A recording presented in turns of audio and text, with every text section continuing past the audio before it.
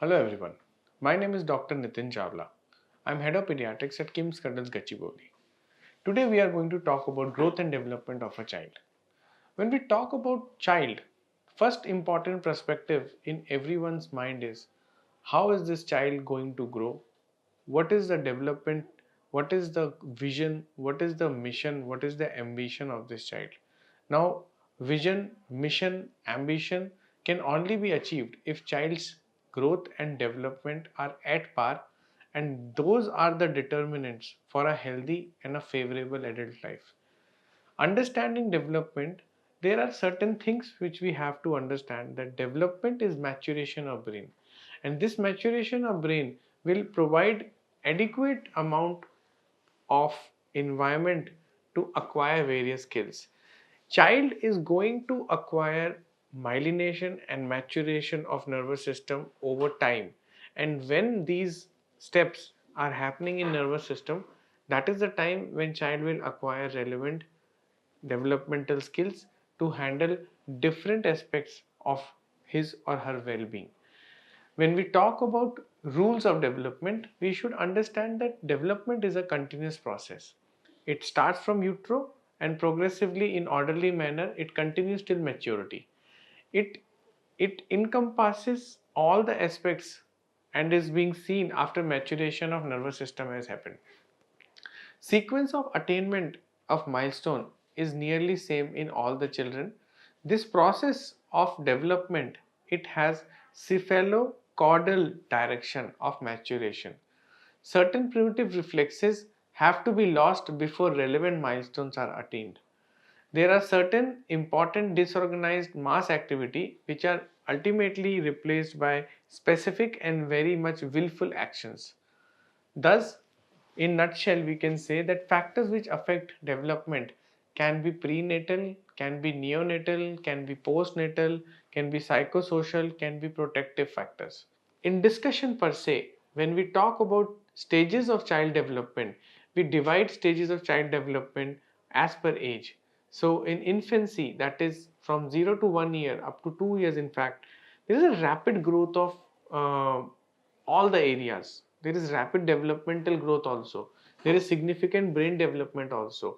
There is basic attachment which starts being forming. Then from 2 to nearly 6 years, we can say it early childhood. Child develops language skill, develop social interaction, expand cognitive abilities. From 6 to 11 years, there is advancement in cognitive and social skill. Further language get developed. There, the child tend to have self identity now.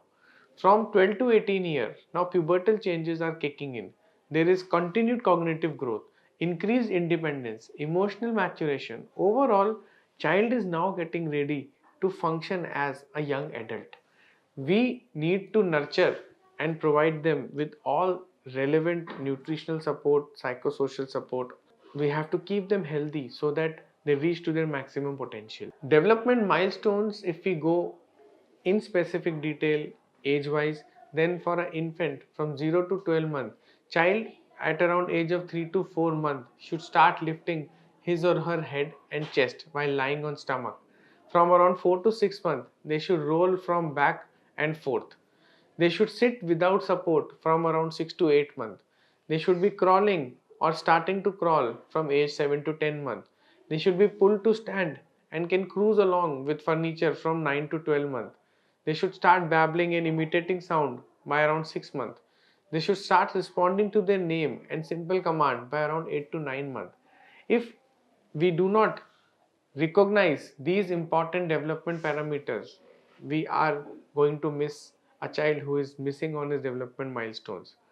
Similarly, in a toddler from 1 to 3 years, walking and running steadily should be achieved from 12 to 18 months. They should be able to climb with assistance till 18 to 24, and then without assistance from 2 to 3 years.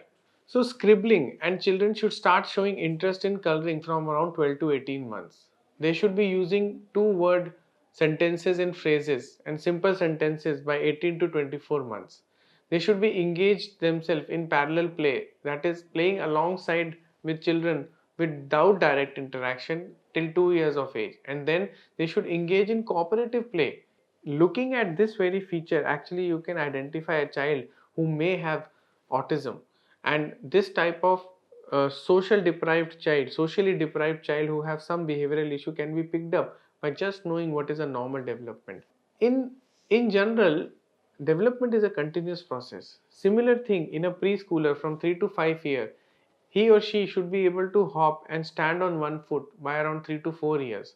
They should be able to draw basic shapes, which should be sometimes recognizable also by around 3 to 4 years. They should be able to speak in more complex sentences and can tell stories by around 4 to 5 years. They should show empathy and understand emotions by 4 to 5 years. They should be able to demonstrate curiosity and ask many questions. All these aspects will make them more ready for their own relevant age group. In early school age, from 6 to 8 years, friendship and learning to collaborate with peers should be seen for.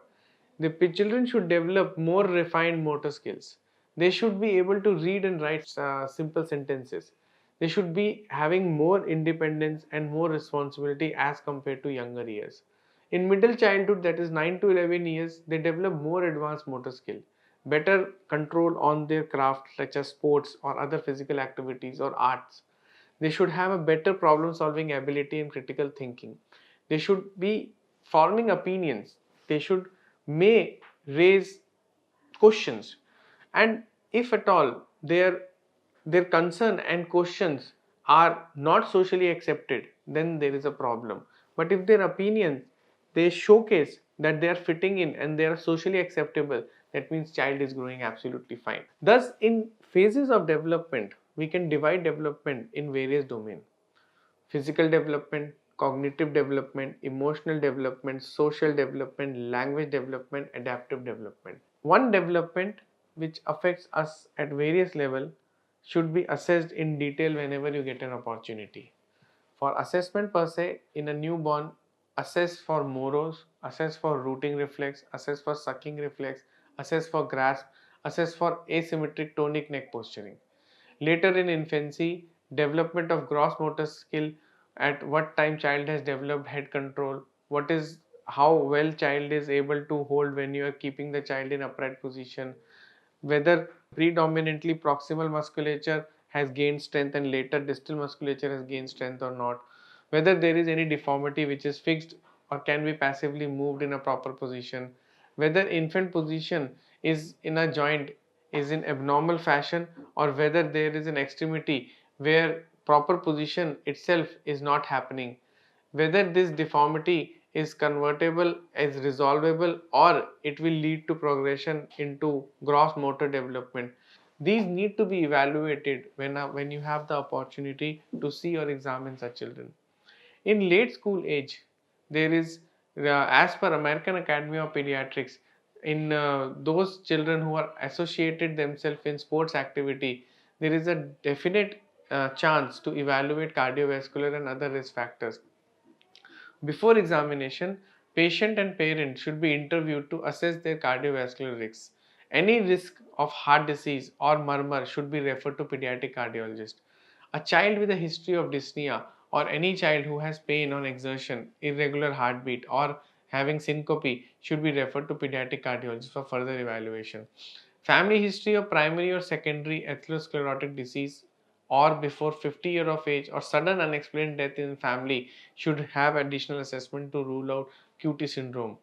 Child who has interest in contact sport should be assessed for special vulnerabilities. Similarly, vision should be assessed as a crucial part of physical examination before participation in sport to avoid further injuries. During adolescence, comprehensive health assessment should be done to ensure that puberty is achieved without major problems. Other issues related to physical development, including scoliosis, obesity, and trauma, should be always evaluated. Most scoliosis is mild and requires only observation for progression. When orthopedic problems are arising, then it may arise because of trauma to developing joints and bones.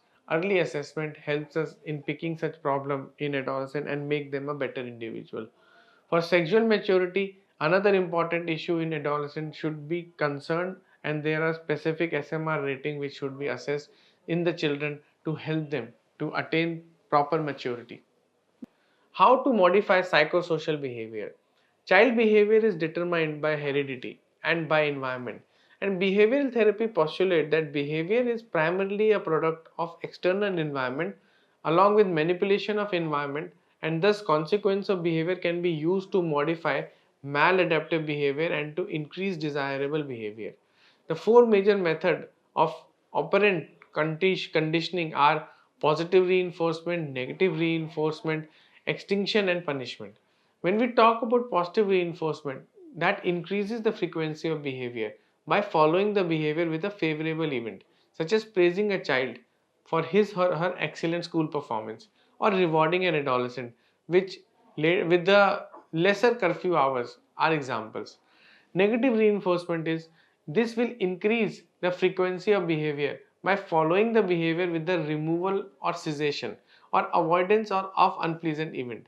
Sometimes this reinforcement may occur unintentionally and can also lead to increased frequency of undesirable behavior. When we talk about growth, growth is something which can be objectively assessed. It is very important to do that assessment because that one important aspect of life is important for every parent.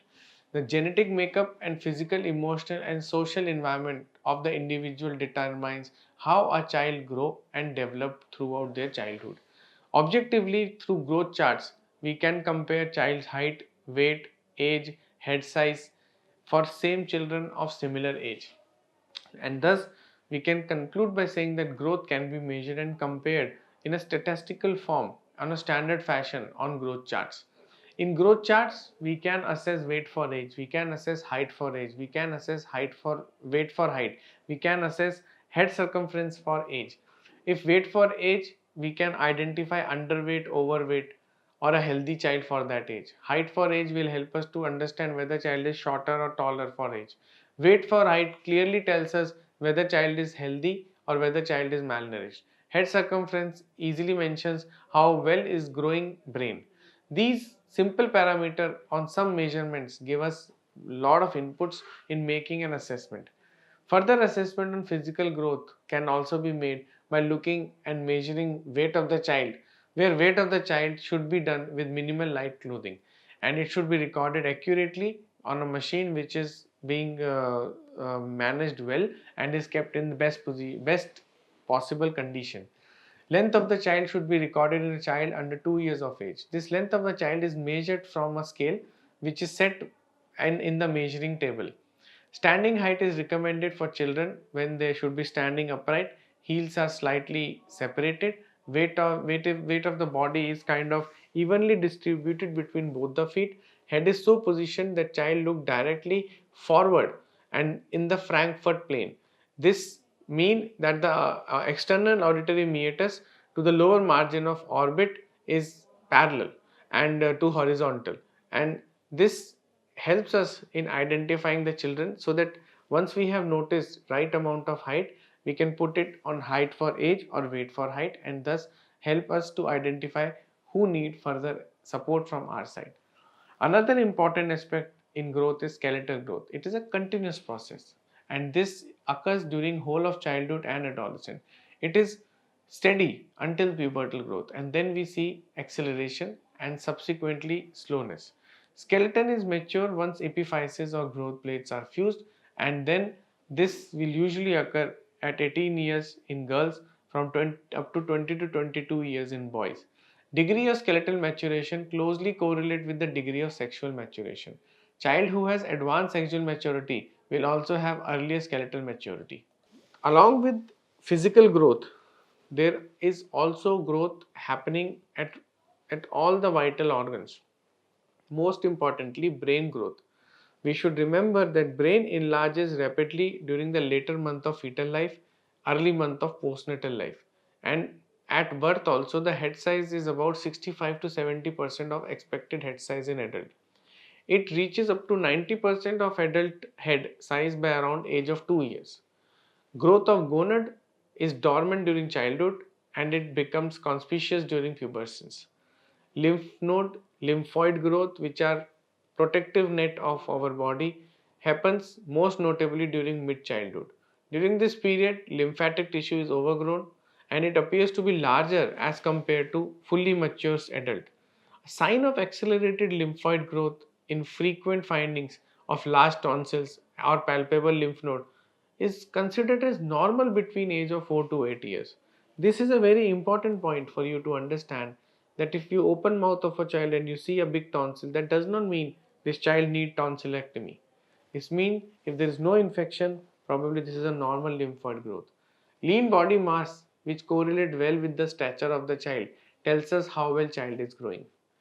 With these symptoms, simple intervention of assessment and close evaluation helps us as clinician to identify whether growth and development is happening respectively, whether this is age specific, whether this is age appropriate.